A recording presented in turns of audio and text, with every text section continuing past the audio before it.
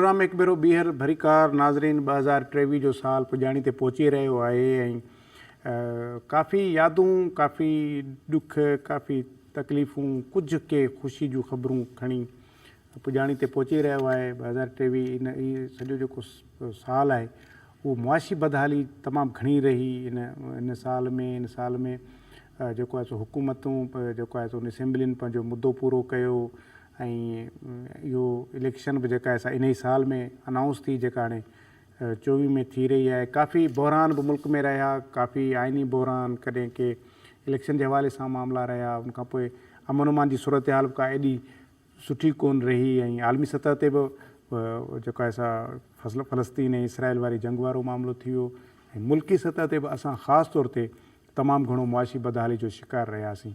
बहरहाल उहे पंहिंजो ई 2023 हाणे पुॼाणी ते पहुची रहियो आहे। 2024 मां पाण सुठियूं उमेदूं रखी सघूं था। ईअं हर साल जॾहिं बि हिकिड़ो साल पुॼाणी ते पहुची रहियो हूंदो आहे त नओं साल अची रहियो हूंदा आहे त असीं सभु उन मां सुठियूं उमेदूं रखंदा आहियूं, हिकिड़ियूं सुठियूं जेके असीं तवका रखंदा आहियूं ऐं हींअर बि उमेदु कयूं था त 2024 जो साल मुल्क जे लाइ, क़ौम जे लाइ, धरती जे लाइ, माण्हुनि जे लाइ ख़ुशहाली, अमन जो, मोहबतुनि जो साल साबित थिए, तरक़ी जो साल साबित थिए, आवाम जी भलाई जो साल साबित थिए।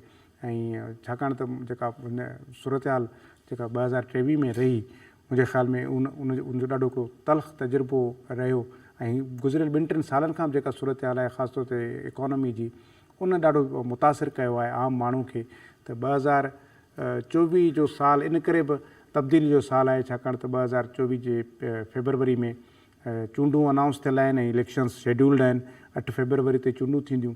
उन सां गॾोगॾु 2024 जो साल कीअं रहंदो, मुस्बत केतिरो रहंदो, मनफ़ी केतिरो रही सघे थो, कहिड़ी तब्दीली ईंदी, ख़ासि तौर ते इलेक्शन में केरु जेको आहे सो खटे पियो, कंहिंजा सितारा जेके आहिनि से गर्दिश में आहिनि ऐं कंहिंजा सितारा जेके आहिनि उहे चमकी रहिया आहिनि, केरु वज़ीर आज़म थो थिए, कहिड़ी पार्टी इक़्तिदार में वेंदी, केरु अपोज़िशन में वेंदो, सिंध जो वॾो वज़ीर केरु थो थिए। इहे समूरा मामला जॾहिं बि साल जे आख़िरी ॾींहुं ईंदा आहिनि त TV चैनल्स ते तव्हां ॾिसंदा आहियो त मुख़्तलिफ़ जेके आहिनि से नजूमी या इल्मुल आदाद जा माहिर उहे वेही पंहिंजा उहे ज़ाइचा कढी या अंगनि अखरनि जो हिसाब लॻाए पोइ ॿुधाईंदा आहिनि। त ज़ाहिर आहे हतमी ख़बर जेको आहे सो उहो त अलाह ताला खे आहे, उनजी ज़ात खे आहे, पर पोइ बि इन इल्म जी रोशनी में काफ़ी शयूं जेके आहिनि से उहे वाज़े थींदियूं आहिनि या उन मां कुझु के उमेद जा किरणा माण्हुनि खे मिली वेंदा आहिनि। त अॼु के हिन सेगमेंट में असां इन ते गुफ़्तगू कंदासीं। तारिक राठौड़ साहब इल्मुल आदाद जा माहिर आहिनि, असां सां गॾु स्टूडियो में मौजूद आहिनि।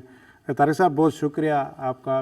पहले तो मैं अपने नाज़रीन के लिए उनके इल्म में इजाफे के लिए और ख़ुद अपने इल्म के लिए भी ये जानना चाहूँगा कि ये पहले मुझे बताएं कि आप इल्मुल आदाद के माहिर हैं, तो ये इल्मुल आदाद है क्या, कैसा क्या इल्म है, कितना पुराना है और ये किस तरह जो है वो उसका पता लगता है कि उस इल्मुल आदाद के हिसाब से उन आदाद व शुमार से आप किसी की ज़िंदगी के बारे में जानते हैं।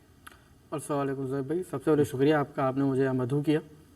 देखें, इल्म आदाद जो है ये काफ़ी पुराना मतलब के तरीक़ेकार है जिसमें ये नाम के ज़रिए पहले निकाला जाता था और मुख्तलिफ़ ज़बानों में निकाला जाता था। अगर हम ये सदियों पहले चले जाएँ तो ये मुख्तलिफ़ ज़बानों में, अरबिक में, यूनानी ज़बान में और भी मज़ीद ज़बानों में किया जाता था। फिर ये आहिस्ता आहिस्ता जब हम अगर देखें, अगर 1947 से पहले देखें तो उस ज़माने में हिंदी लैंग्वेज और एक उर्दू ज़बान का बहुत ज़्यादा लोग इस्तेमाल करते थे इसके अंदर। लेकिन जिस तरह वक्त गुजरता रहता है, चीज़ें तब्दील होती रहती हैं। जैसे अगर आपको मैं थोड़ा याद दिलाऊँ, अगर हम देखें 70s या 60s में लोग अपना नाम उर्दू में लिखा करते थे, लेकिन अब जो नाम है, जो हमारे विजिटिंग कार्ड होते हैं, ये सारी चीज़ें, घर के बाहर जो तख्ती भी लगी होती है वो अंग्रेज़ी में लिखी जाती है। तो क्योंकि अंग्रेज़ी के अल्फ़ाबेट जब आ जाते हैं तो इंसान की जो पर्सनैलिटी होती है, उसके जो भी आदतें होती हैं और जो भी उसके करियर वगैरह जितनी चीज़ें, वो सारी चीज़ें चेंज हो जाती हैं क्योंकि वो अंग्रेज़ी की हुर्फ़ों के हिसाब से चलती है। तो ये वजह है सबसे पहले समझने की कि 3-4 लैंग्वेजेस के वक्तन चलती गई और ये चीज़ें टाइम, प्लेस, कंडीशन के हिसाब से चीज़ें चेंज होती रही। अब ऐसा टाइम है कि हम हर जगह अंग्रेज़ी ही लिखते हैं, चाहे वो हमारा विजिटिंग कार्ड हो या हमारा ऑफिस हो या कहीं भी हो। तो अब ये नंबरों की चाल होती इस तरह है कि पहले मैं आपको अल्फ़ाबेटिक वाइज बताता हूँ। जैसे कि A से लेकर Z तक अल्फ़ाबेट होते हैं, तो हर एक वर्ड का एक मतलब होता है। जैसे A1 होता है, B जो होता है वो 2 होता है, इस तरह A to 9 चलता है। अच्छा, मतलब वो सबसे नंबरिंग होती है और वो नंबरिंग A to 9 मतलब A to 1 to 9 होती है, लेकिन A to I तक चलती है। मतलब जीरो नहीं आता, 0 10 नहीं होता, नंबर 1 to 9 डबल फिगर नहीं होता, बिल्कुल, और जीरो भी नहीं आता। ठीक, नहीं डबल फिगर जो है वो दूसरी जगह, मतलब वो 11 में आ जाएगा, इस तरह करके आ जाएगा, लेकिन 10 नहीं होता। वो फिर 11 फिर 1 से प्लस भी होता है, बिल्कुल दो ऐसा ही, बनता है। हाँ, बिल्कुल ऐसे ही।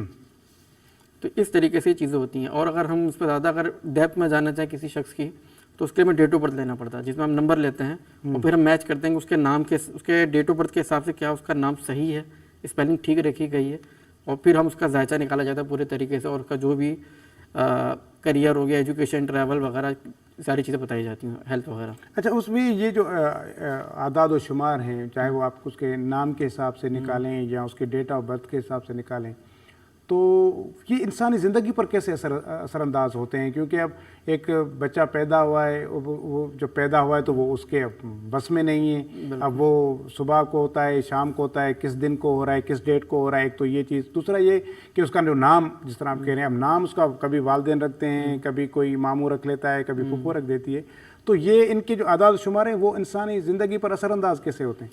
अच्छा देखें, पहले तो ये समझने वाली चीज़ है कि अगर हम थोड़े सालों पहले चले जाएं तो उस वक्त तो लोगों को यही नहीं पता होता था, ना लोग नोट करते थे कि किस टाइम पैदा हुआ है, ठीक है। लेकिन अब लोगों में थोड़ा समझ आ रही है, शऊर आ रहा है, तो नोट करते हैं किस टाइम हुआ है, ठीक है।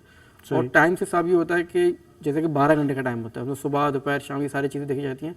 तो उस वक्त जितने भी प्लैनेट्स होते हैं, जैसे कि सैटर्न हो गया, वीनस हो गया, जुपिटर हो गया, ये मार्स वगैरह, उन प्लैनेट्स की जो भी डिग्री होती है, सही, उस डिग्री के हिसाब से जो नंबर निकलता है, वो उस नंबर के तहत हम लोग नाम रखा जाता है, ठीक है। और साथ में उसकी डेट ऑफ बर्थ भी ली जाती है, उसकी डेट ऑफ बर्थ क्या है। वो तो वही करेगा जिसको पता होगा इल्म आदाद का, वो पहले पूछ के कहेंगे इस वक्त जो है वो क्या है। लेकिन अगर किसी, अक्सर तो वैसे ही लोग कर लेते हैं। बिल्कुल सर, लोगों हमारे यहाँ तो ये सिलसिला ऐसा ना कि लोग डायरेक्ट जो मामू ने रख दिया या घर वालों ने रख दिया, या तो फिर आबा और अजदाद के नाम रख दिए जाते हैं। तो सर जब नाम रख दिए जाते हैं, उसका जो नाम की जो स्पेलिंग होती है, तो वो तो आगे जाके जब स्कूल में जाता है, फिर अंग्रेजी में नाम लिखना सीखता है, फिर वो नाम का नंबर निकलता है। लेकिन जो डेट ऑफ बर्थ है वो कहीं नहीं जाती, वो उसकी वहीं रहती है। और जब आप जिस नाम से पुकारा जाएगा ना, उस नाम का जो भी नंबर मिलेगा, उस नंबर की जो वर्थ होगी वही उसके बंदे के नेचर में आएगी। और जिस तरह बंदे का नेचर होता है, अगर नेचर अच्छा होगा तो वो ठीक चीज़, अपना करियर भी ठीक लेकर चलेगा। लेकिन उसके नेचर में बुराई है किसी किस्म की, या कोई हेल्थ इश्यूज आता अल्लाह ना करे, तो वो सारे मामला तो उसके साथ रहेंगे। 2023 के क्या थे इल्म आदाद, और क्या वो जो उसके हिसाब से जो चीज़ें थी वो उससे मैच करती? क्योंकि बहुत कोई इतना अच्छा साल नहीं रहा पाकिस्तान के लिए। देखें, असल में होता ही है ना कि हम किसी भी मुल्क हो जाए या कोई भी कंपनी हो, अगर हम उसका अगर निकालना चाहें कि वो कैसी रहेगी, तो सबसे पहले ये देखना पड़ता है कि उसका चलाने वाला कौन है, उसका ऑनर कौन है, या फिर उसका सरबराह है वो कौन है, या CEO कौन है किसी कंपनी का। तो अगर वो फैसले सही लेगा, ठीक है, अगर वो उसके नंबर सही हैं और वो चीज़ें ठीक कर रहा है, तो वो कंपनी हो या मुल्क हो या कोई भी चीज़ हो, वो बेहतर चलेगी उस हिसाब से। सही। अनफॉर्चुनेटली 2023 के अंदर काफ़ी चीज़ें हमारी ऐसी रही कि, मतलब मैं ऐसा कहूँगा कि केयर टेकर भी रहे हमारे यहाँ, तो फिर दो मल्टीपल चीज़ें रही हैं और डिसीजन हो नहीं सके सही तरीके से। शायद इसी वजह से पाकिस्तान के जो हालात हैं वो मज़ीद थोड़े खराब रहे 2023 के अंदर। तो अब ये 24 क्या कह रहा है, 2024 के आदाद क्या कहते हैं, तो ये क्या नंबर बन रहा है 24 का, और वो नंबर कितना का नंबर जो बनता है वो एक्चुअली में 8 नंबर बनता है, ठीक है। 8 नंबर जो होता है उसको सैटर्न का नंबर कहा जाता है। लेकिन जो इल्म आदाद में अगर देखा जाए 8 नंबर, ये 8 नंबर का मतलब होता है कि ये थोड़ा सा स्ट्रगल होता है। जाहिर बात है एक दिन में तो हालात किसी मुल्क के ठीक नहीं होता है, तो ये स्ट्रगल ईयर है, मतलब स्ट्रगल है। और ये याद रहे कि पॉजिटिव स्ट्रगल है। अगर कोई पॉजिटिव स्ट्रगल की तरफ समझे, मतलब ये है कि तरक्कियाँ तो फौरन नहीं होंगी, लेकिन ये है कि जो चीज़ें खराब है वो ठीक होंगी ना, बिल्कुल वो चीज़ें ठीक की जाएंगी इस साल। और वो इसमें उस चीज़ों में ठीक करने में इलेक्शंस जो हैं वो काफ़ी मददगार साबित होंगे। बिल्कुल, इलेक्शन बहुत काम ज़रूरी है, ठीक है। और अगर इलेक्शन होते हैं, मैं अगर इसलिए कह रहा हूँ क्योंकि जो मुझे आइडिया है कि 8 फरवरी को टाइम दिया हुआ इलेक्शन ने, हाँ। अगर इसमें होते हैं तो बेहतर है। लेकिन अगर मेरी जो इल्म आदात में नज़र आ रहा है, मतलब अपनी खुद की चॉइस नहीं बता रहा, ना मेरी पसंद है, सिर्फ जो मुझे नज़र आता है इल्म आदात की चाल के अंदर, वो ये है कि अगर ये इलेक्शन थोड़ा सा, मतलब ज़्यादा नहीं, 1 महीना और डिले अगर हो जाते हैं, अगर ये मार्च में या मार्च के मिड में भी अगर हो जाते हैं, तो ज़्यादा बेहतर रहेंगे। और मतलब कोई भी ना खुशगवार वाक़या नहीं हो सकता। तो 8 को हो सकता है कि पॉसिबिलिटीज़ है, फेब के मंथ में स्टार्टिंग में 1 to 15 में थोड़े इस तरह के मामला हो सकते हैं। ओवरऑल पूरे मुल्क में? जी, ओवरऑल पूरे मुल्क के अंदर कोई 2007 की तरह का तो कोई सानिया या कोई हादसा तो नहीं सर, ऐसा तो कोई सानिया तो नज़र नहीं आता इतना बड़ा, लेकिन यह है कि थोड़ी बहुत चीज़ें सही नहीं हैं सही जो मुझे नहीं नज़र है। आती हैं। वैसे ये अगर हो जाते हैं तो फिर वो उस पर मुल्क पे क्या उसके मस्बत असरात पड़ेंगे, मनफी पड़ेंगे? सर देखिए, असरात अगर कोई नाखुशगवार वाक़या हो तो एकदम मनफी असरात ही पड़ेंगे। उसका सबसे रीज़न ये है कि इलेक्शन आपके डिले हो जाएंगे, और इलेक्शन अगर आपके डिले हो जाते हैं तो जाहिर बात है फिर वही फिर तो आप जाहिर कहाँ से प्राइम मिनिस्टर कौन होगा, क्या सारी चीज़ें होंगी। तो वैसे ये किसके सितारे इस वक्त जो हैं वो आपको गर्दिश में नज़र आ रहे हैं और किसके सितारे जो हैं वो बड़े उरूज पर हैं? सर देखें, जो किस पार्टी के, चले पार्टी पे बता चले दें अगर आप। पार्टी का बात करेंगे तो इस वक्त मुझे जो नंबरों की जो चाल है वो पाकिस्तान पीपल्स पार्टी के काफ़ी बेहतर नज़र आते हैं। इनके लोगों की भी नज़र अच्छे आ रहे हैं, और इनके अगर मैं बात करूँ बिलावल भुट्टो साहब की, तो ये मुझे नहीं, तो वो तो उसके बाद में आएंगे ना, पहले वैसे पार्टी के हिसाब से अगर मैं आपसे पूछेंगे तो पहले नंबर पे आपको पीपल्स पार्टी के पार्टी सितारे नज़र आती अच्छे है। नज़र आ रहे हैं। सेकंड नंबर पे अगर मुझे नज़र आती है तो मुझे ये मतलब पीटीआई थोड़े मुझे बेहतर नज़र आती है। एमक्यूएम काफ़ी अच्छी नज़र आ रही है मुझे सर। अच्छा जी, फिर अगर आप देखें तो ये मुस्लिम नून हो गए और बाकी दीगर पार्टियाँ आती हैं। यानी आप नंबरिंग कर रहे हैं तो इस हिसाब से नंबरिंग बिल्कुल, कर मैं रहे नंबर हैं। के हिसाब से पीपल्स बता पार्टी पहले नंबर पर, दूसरे नंबर पर पीटीआई है, तीसरे नंबर पर एमक्यूएम है, फिर नून लीग को आप चौथे नंबर पर। जी, वो तो नवाज शरीफ साहब ने तो 2-4 शेरवानियों के आर्डर दे रखे हैं और आप उनको चौथे नंबर पर लेके जा रहे हैं। तो चलिए अच्छा बेहतर है उनकी। अच्छा, वैसे ये कि तो फिर हुकूमत मतलब आप किसको बनाए, अकेले बनाएगी कोई पार्टी या 2-4 मिल के बना रही हैं? सर ये मिलकर बनानी होगी, कोई सिंगल पार्टी तो नहीं बना सकेगी। तो ये है कि सब मिलकर बनानी पड़ेगी। और इसके अंदर मैं एक पार्टी का नाम रहना भूल गया, वो अपना जमात इस्लामी का भी बड़ा रोल लेगा। अगर इसके अंदर सिराजुल हक साहब अगर अपने खुद के फैसले, अगर इनकी पार्टी में इनके फैसले चलते हैं, मुझे नहीं पता इस बारे में, हाँ, तो ये बड़े अच्छे फैसले ले सकते हैं अपनी पार्टी के हवाले से भी। और अपना अगर किसी किस्म का मर्ज होना हुआ या किसी किस्म का रब्ता करना हो तो ये रब्ते अच्छे कर सकते हैं। सही। चले, अब मेरे ख्याल में अब हम नाम भी ले लेते हैं ना, तो अब जब आप बात कर रहे हैं पीपल्स पार्टी की पहले नंबर पर आने के, उसके जो सितारे हैं वो चमक रहे हैं, तो फिर बिलावल भुट्टो जरदारी साहब प्राइम मिनिस्टर बन रहे हैं। सर देखें, प्राइम मिनिस्टर बनने की चांसेस तो हैं इनके, ठीक है, लेकिन अगर थोड़ी देर के लिए अगर हम सोचें अगर ये प्राइम मिनिस्टर नहीं बनते तो क्या बनना है, तो ये बहुत अपोजिशन लीडर बनेंगे। अच्छा, बहुत अच्छे लीडर बनेंगे और काफ़ी स्ट्रांग बनेंगे। और इनके अगर ये किसी सूरत अगर बन जाते हैं, प्राइम मिनिस्टर हो जाते हैं, तो ये भी इनके लिए भी और मुल्क के मफाद के हिसाब से भी, मतलब इनके नंबर इतने स्ट्रांग है कि ये, जैसे मैंने बताया पहले आपको, कि जो बंदा सरबराह होता है, अगर वो सरबराह नंबर अपने अकल से सही फैसले लेगा या उसके सितारे अच्छे चल रहे हैं, तो वो बिलावल भुट्टो साहब हैं। अच्छा, आप प्राइम मिनिस्टर उनको देख रहे हैं और फिर चलें उसके बाद फिर नवाज शरीफ की तो मैं लाजमी बात करूंगा ना, वही कि वो जो शेरवानी सिला के बैठे हैं, तो उनका फिर वो उनको कैसे देख रहे हैं, क्या सितारे कह रहे हैं उनका?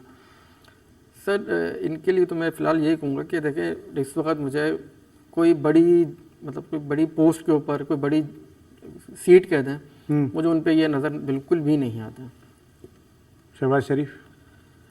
शहबाज शरीफ साहब के बारे में इतना ही कहूँगा कि वो भी फ़िलहाल बेहतर ये है कि वो सियासत से किनारा कुशी कर लें। अच्छा, तो काफ़ी बेहतर है उनके लिए भी, उनकी हेल्थ के लिए भी स्पेशली। नहीं तो नून लीग के लिए नवाज शरीफ के बाद वो ही सेकंड चॉइस है प्राइम मिनिस्टर के, और आप उनको कह रहे हैं कि वो आराम करें। बिल्कुल सर, मैं जो सितारों की चाल बता रही है मैं उसको सितारों की चाल बता रही है कि उनको नहीं है, उनके को हेल्थ के इश्यूज आ सकते हैं जी। और खैर पीटीआई के सरबराह तो इस वक्त आउट हो चुके हैं, उनके नॉमिनेशन पेपर्स तो हो चुके हैं रद्द। पीटीआई के कौन से लोगों के आप सितारे इस वक्त अभी भी गर्दिश में देख रहे हैं और कौन हैं जो इस माहौल में भी चमक रहे हैं? अच्छा देखिए, इस वक्त जो सितारे सबसे ज़्यादा गर्दिश में है ना, तो वो मैं शाह महमूद कुरैशी साहब का नाम लूँगा। उनके लिए काफ़ी ज़्यादा मुश्किल है ये आला साल, काफ़ी ज़्यादा मुश्किल है। मतलब अगर थोड़ी आसानी हुई भी तो ये अक्टूबर से लेकर दिसंबर 2024 जो है वहाँ कुछ इनके लिए रिलीफ मिले इन्हें, उससे पहले कोई रिलीफ नज़र नहीं आता मुझे। इनके ऊपर लिटिगेशंस के केसेस काफ़ी बनते रहेंगे और शदीद बनेंगे।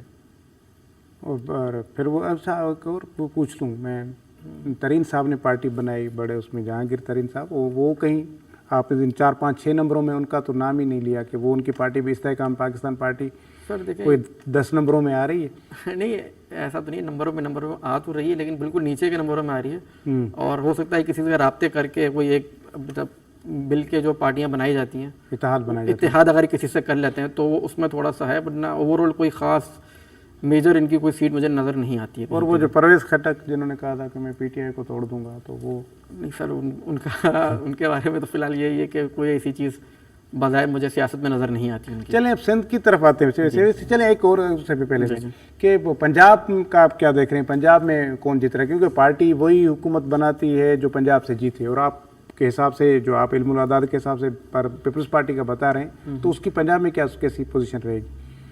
सर इनकी पोजीशन जो माजी में रही उससे थोड़ी बेहतर रहेगी इस बार, बल्कि मैं तो कहूँ काफ़ी बेहतर रहेगी इस बार। पीपल्स पार्टी के जो सीट्स वगैरह जो भी होती हैं वोटिंग वगैरह, ये काफ़ी बेहतर रहेगी। और मैं आपको एक चीज़ और बताता चलूँ यहाँ पर कि जो वोट जो है ना, वोट जो ज़्यादा जिस पार्टी को लगेंगे इस बार, जो मुझे नज़र आता है वो मुझे पीपल्स पार्टी सबसे ज़्यादा नज़र आती है कि इसको सबसे ज़्यादा वोट पड़ेंगे इस बार।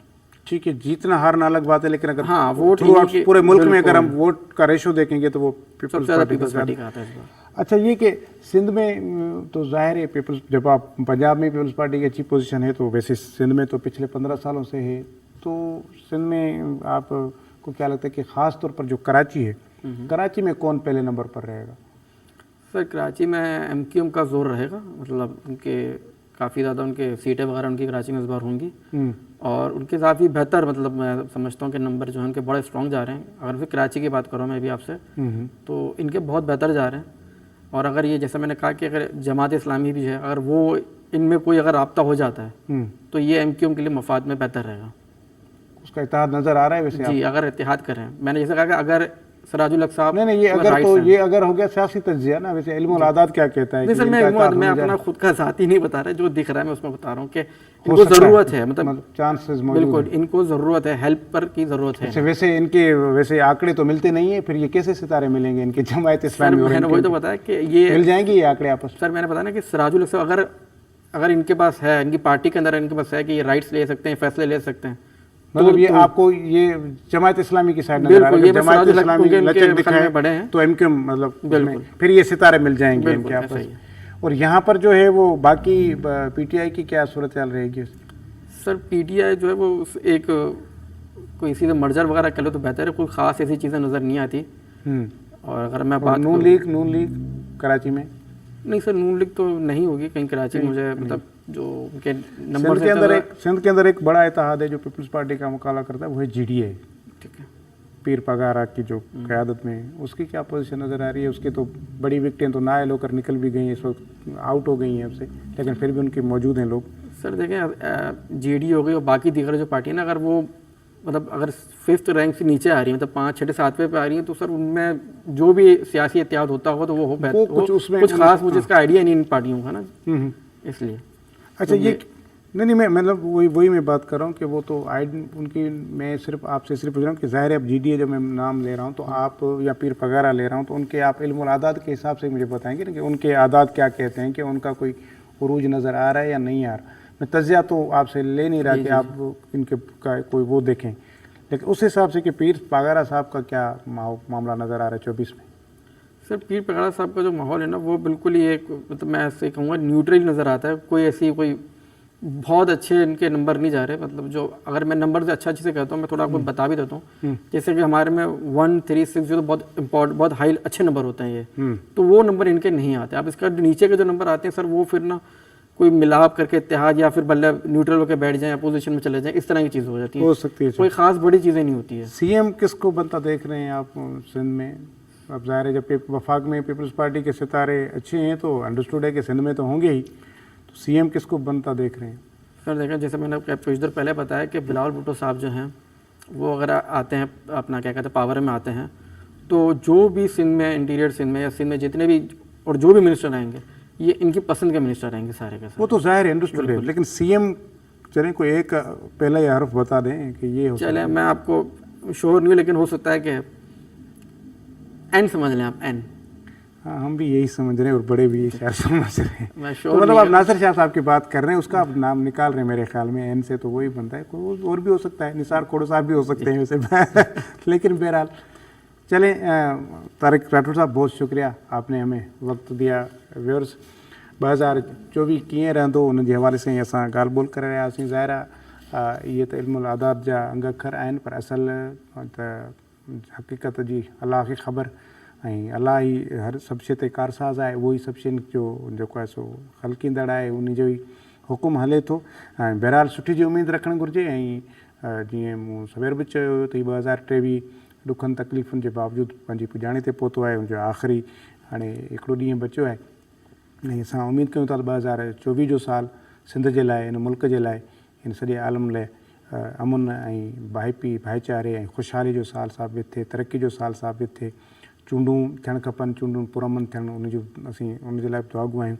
ऐं हमेशह नए साल जी शुरूआति ते असां सुठियूं उमेदूं रखंदा आहियूं। हींअर बि असांखे सुठियूं उमेदूं रखणु खपनि ऐं असांखे बहितरी जी उमेद रखणु खपे। ऐं दुआ आहे त 2024 जो साल सिंध जे लाइ अमन, ख़ुशहाली, तरक़ी जो साल साबित थिए ऐं सिंध समेत सॼे मुल्क में ईअं ई अमन जूं तरक़ी जूं हवाऊं गुलंदियूं रहनि। अलाह।